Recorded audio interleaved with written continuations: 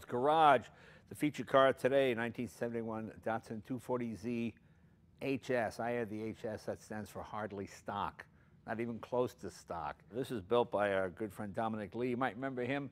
He was here about a year ago or so, had that little Datsun pickup truck and got over 1 million and something hits. It was really popular, so I said, when you get something else, come back and see us again. Well, this is the latest project. Let's find out about it. Dominic, come on in, my friend. Hey, Jay. Good to see you, buddy. Thank you. Thank you for having me back. So it appears to be a 240Z. Yeah. Is the motor still the same 6-cylinder? No, I kind of went the opposite direction, and I went with a smaller engine. It was a 4-cylinder engine. A lot of purists probably was like, what were you doing to it? But this is my favorite engine, and it's pretty much the same engine as the truck. But it produced more power, and I moved it back a little bit so that the weight of the car is more center now. And what engine is it? This is an SR20, a 2.0 liter. Okay. Came out of the Japanese market. There were a similar engine on the US market too, but this one was mainly for the Japanese market. Produced roughly about 180 to the wheel stock form. Right. But you know, the straight 6 in this produced about $150. Right. And it handled fantastically at its stock straight 6, but this one was something I'm more familiar with than the regular Lighter carburetor. weight, more power. Yes, sir.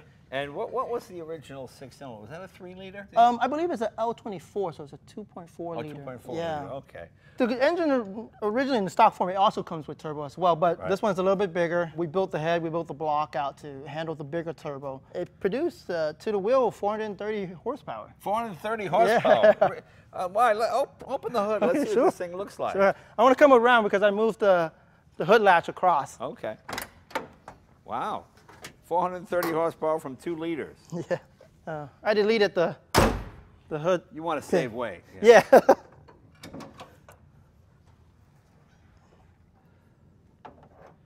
Wow, look at all the space from here to the front. So you're almost, well, not quite mid-engine, but you moved it back, what, about 8 inches? Quite a bit. I would say about 8 inches. I never measured it, but I wanted the car to sit where the strut tail was at. Okay. And of course, we went with a bigger turbo, a custom turbo from a buddy of mine up in Oxnard that made a turbo out of it, Apex Boost. And it's really neat because this particular engine, if you go too big of a turbo, then you get a lot of lag. Right. And then so the sweet spot was pretty much this turbo, and the car produced perfectly. And now, is this a business that you do, or is it a hobby? in the beginning, we made a joke. It was a hobby I started in the lobby. Right. It was something that I kind of put together at home in my spare time, and over time, you know, people got wind of it that I built these cars in my backyard. When I first started, it was kind of I felt a little bit of I guess not proud because I built these cars in my personal home garage, and a lot of these guys built them in this lavish shop, and I felt like people might not respect it if I say, oh, I built this in my personal garage. But over time, I learned that, you know, you just gotta be proud of where you built these things. Yeah, good work is good work. Yeah, and obviously very clever. And you went to school for this, eh? No, I did not. I actually went to school for finance and marketing. Well, your parents must be thrilled. Oh, they must be. Oh, we are so happy. We sent him to school for financing, and now he's working on cars in the backyard. Of course, the family couldn't be happy. Yeah, so the doctor thing is out the window. It's not going to happen. The good part is that my parents never forced me to be a doctor, but they never expect me to do. This was really, I want to joke around and say, you know, YouTube was my sensei. I learned a lot of stuff during YouTube, reading through magazine. I'm a big print guy. Right. A lot of the stuff I learned from like the older generation of metal fab, so that I can adapt to like a lot of stuff in this car is made of titanium. Right. And you don't see a lot of titanium in the Datsun market. Right. It was usually more in the exotic cars, and I wanted to bring that into this market because my whole belief is that if you are passionate about something, you can actually change the way people view a certain item. Right. And I want them to really appreciate this market for more than just, you know, economy cars. Sure, sure. Well, I know the Datsun 240Z has got a huge cult following. Yes. I remember they used to produce one, somebody did, I think they call it the Scarab, where they put the Chevy small block V8 in. But I like the fact that you kept it in the same family. It's all Datsun. Yes, it's still all Datsun, still Nissan. You know, last year I actually built a 260Z2 for a client, and that had a Toyota engine in it. Oh. And then, you know, a lot of people went belly up, but this is my favorite engine, and it's my favorite chassis. This is something that I always dream of building. Did you ever meet Mr. K? I met him once, but I didn't get to talk to him. There was a crowd around him. We should explain. Mr. K was a Japanese gentleman who was quite old when Datsun first came to America. And when this car came to America originally, I think it was called the Fair Lady, and they had the Lilac, and they had these very Japanese names that were about beauty and flowers. Well, American guys aren't going to buy beauty and flowers.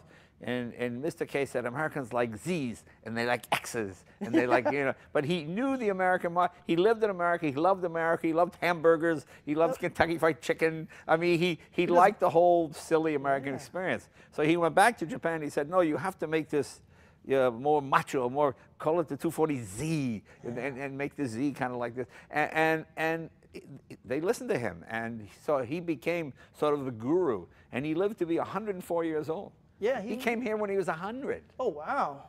So, yeah, I do remember that he recently passed away not too long ago. Yeah.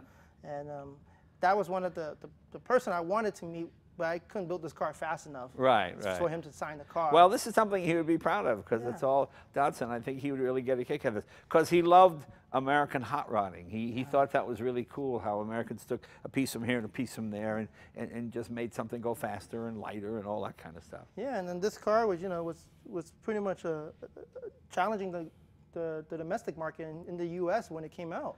So what did you start with here? Did you start with a wrecked 240Z? Was this a nice original car? What was it? The car originally came from California. Yeah. I got the car from a guy up in the Inland Empire. It was in pretty decent shape. There was some rust on it, so we cut all those metal out and replaced it. The fender was already cut, and usually for myself, I like, you know, stock body Z. There's something beautiful about the line of the Z. Right, very nice. But I went with, these are the original ZG flare that was actually a dealer option in the Japanese market at a Nissan dealer. They were offered this. Yeah, so Nissan came out with a particular Z called the ZG, which is a 240. The nose was actually a G nose, and it was more aerodynamic, and it was, I believe it was only in the Japanese market. Was that right? And it looked kind of like the Jaguar, you know, the older Jaguar. Right, the XK. Yeah, with the headlight cover. Sure, sure. So unfortunately mine is the short nose, but I want to keep the flare look to it, and so I can run a little bit bigger wheels. And these are very Japanese. I always love these Japanese mirrors way up near the front. I always thought that was really, really cool. Yeah. Lamborghini Miuras had those when they first came out. Everybody sort of copied that. Yeah. And you have your bracing here. Yeah, so these are all made out of titanium. I actually made this all at home. A buddy of mine, Chris, actually helped me do the welding because titanium, it takes a special skill to weld titanium, unlike everything else. So, and then I color treat them because that's the uniqueness of titanium. It's the character, not only that it's lighter than stainless and stronger than aluminum, it's that, you know, it gives a kind of nice hue to it. Yeah, so this bluing has nothing to do with heat. No, I don't use heat for any of my titanium work. A lot of people do, but I actually did some extensive research when I was building this car because I wanted to use titanium. So it was actually a crash course in learning how this metal reacts to certain elements. So this is actually treated with electricity and chemical. Okay. So that it will retain the color a lot longer as well. A pretty good sized turbocharger you got there. What's that off of? Actually, it's not off of anything. Garrett actually offered this, and then my buddy Jim, who runs Apex Boost, customized the inside of it. Unfortunately, right now there's a filter that's on top of it, but inside the turbo wheel is actually anodized red to match the car as well. Oh, okay. Yeah. But that's a bigger turbo than ever would have come on this car. Yeah, the one that came with it is like a GT28. Right. Doesn't make as much. All right, tell us about the wheels. The wheels are a custom set from Work Wheels Japan. It's actually a Japanese company that makes it. It's a 3-piece. There's not a lot of 15-inch newer wheel 3-piece. I didn't want to take a retro wheel and then change the lip and everything. So this is brand new that they offered, and the front is 15 by 10, the rear is 15 by 11, and the perfect offset is a custom bronze and gold. It kind of gives the car a little pop. And do you speak Japanese? I do not speak Japanese. So when you call Japan, is that how do you? The good part is that the rep that handles this company, he's French. Oh, he's French.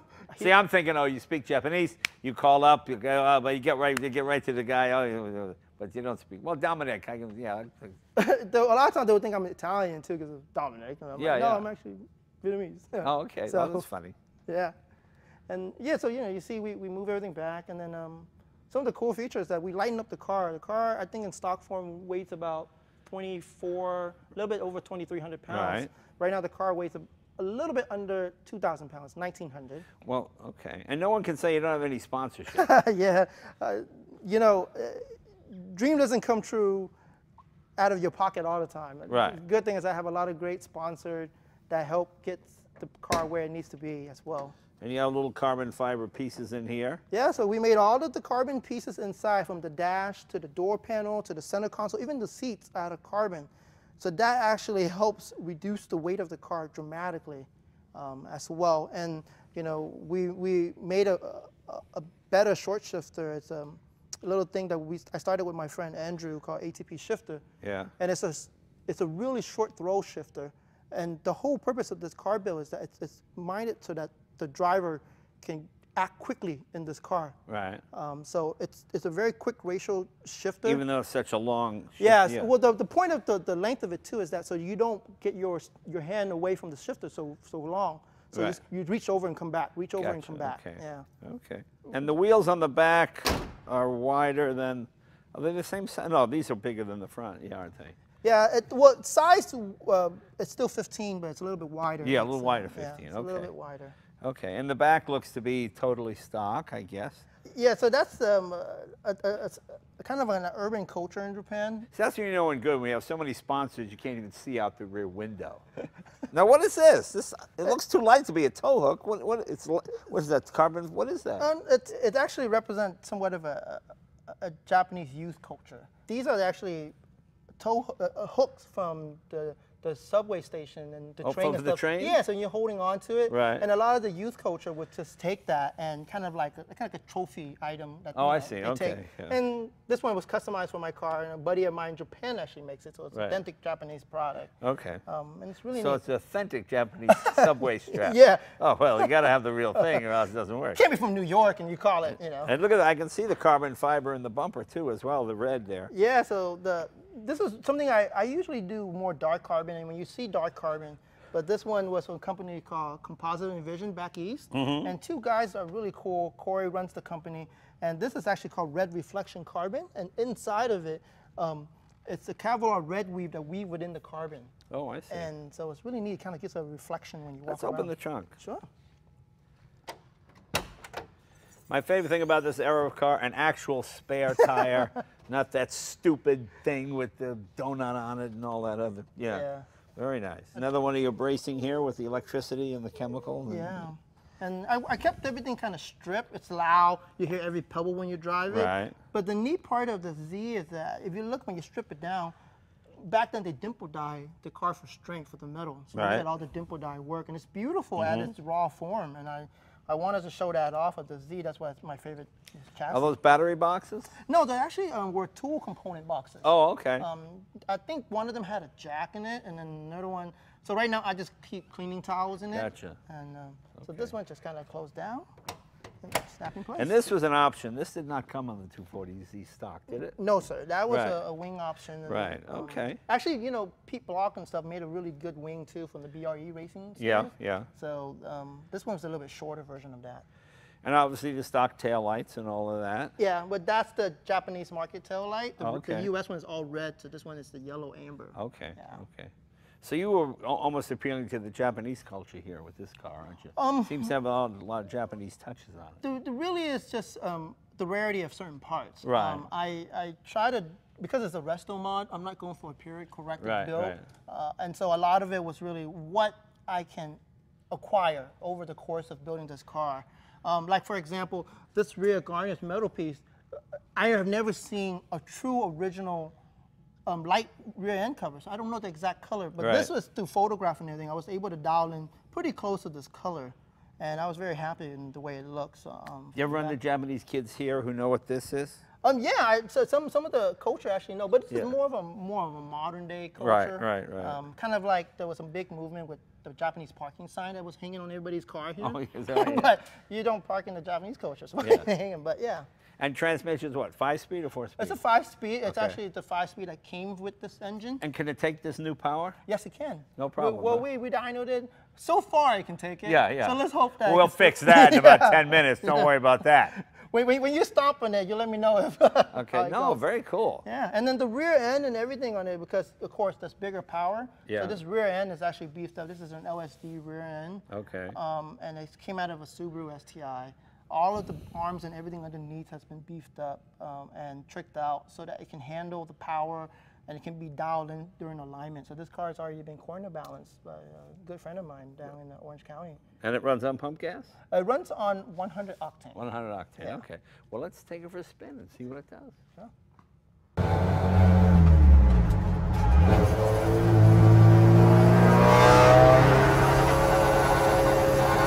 Sparky little motor. Yeah. And it's loud. Is it loud? Too loud for you? I just say!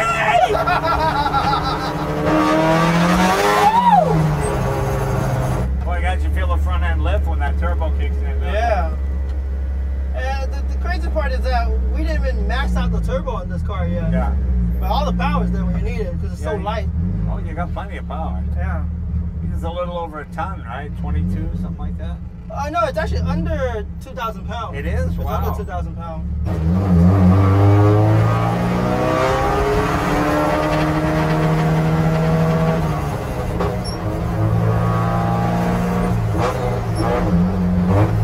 The cool thing about this shifter is that once you get used to it, Yeah. it makes your driving experience totally different. Yeah. But it takes roughly like a week to learn Yeah. because it's so short. No, it's not bad. It's not bad, right?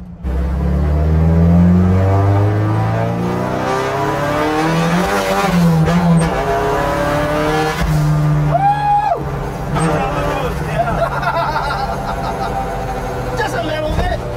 Yeah. Very good. Where do you find these engines in America? Do you have to import them? Yeah, there's usually a company that import them over. So the good part about this is that we live in California and this is a 71, so it's smog exempt. So I can Right. stuff whatever I want in there. Right, right. But the problem is that you can't stuff this engine in a more modern car because then you won't be able to pass smog and carb and all that neat stuff. And that's why I like to put modern engine in older cars. I don't have to worry about anything.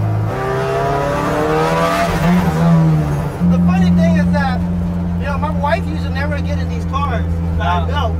But, so this one, to get her into the car, I painted a pretty red. Did she like it or no? She loves it. The red is very pretty, Oh. but she hasn't been in here when Boost comes on yet. Yeah, yeah. So that might change her mind a little bit. And take it easy. Yeah. She likes to run. And it's crazy because if you drop it in the 5th gear, it Yeah. sounds like a regular car. Right, right. Get used to this shifter pretty quick. Yeah. But once you get used to it, it does change the way you drive. Yeah, yeah. It's funny because this is another company that I'm starting up with my buddy Andrew. Yeah. Because we get so familiar with these particular engines, and that's why we decided to create something that will change people even if they have a car that they've been driving for the last 10 years or so. This shifter changed their driving experience.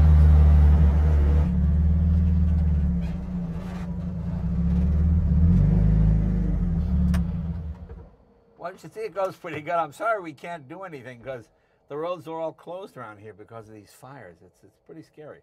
We're pretty safe here at the shop, but you see, it's just within 2 or 3 miles of us. So, but give us some idea how this thing goes. Very nice job. Thank you, sir. Very good, Dom. Very Couple times I had to close my eyes to be in Boost. No, yeah, but I mean, when it kicks in, it really Yeah. is. And it's got, what, 3 times the power of the Yes, stock sir. car. Yeah. So nice work, nice work. So if you want any of his products or those engines, how they contact you? You can see our website at chasingjays.com or chasingj. chasingj.com. So check it out. See you guys next week. Thanks for watching.